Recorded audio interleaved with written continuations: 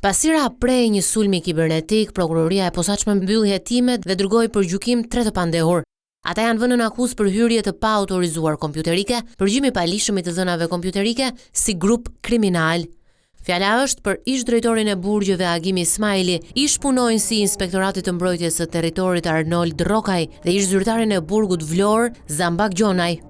I pandehuri Arnold Rokaj aksesoi në mënyrë të paautorizuar materiale hetimore të prokurorisë së posaçme kundër korrupsionit dhe krimit të organizuar, një pjesë e të cilave u dërgua në mënyrë të palishme tek të pandehurit Zambak Gjoni dhe Agim Ismaili, të cilët i shpërndan ato më pas tek persona të tretë. Shtetasit Zambak Gjoni dhe Arnold Rokaj u identifikuan në një kohë të shpejt brenda 24 orëve dhe u arrestuan menjëherë duke parandaluar kështu edhe shpërndarjen e mëtejshme të materialeve hetimore.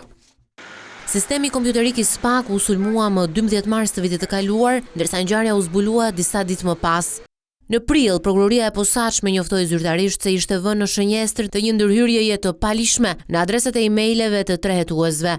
Njoftimi theksonte se me gjithë tentativën nga sulmi nuk u depërtua në serverin e brendshëm të prokurorisë, por disa shkresa janë shpërndar për persona të tretë, duke përfshirë këtu edhe njerëz të medias.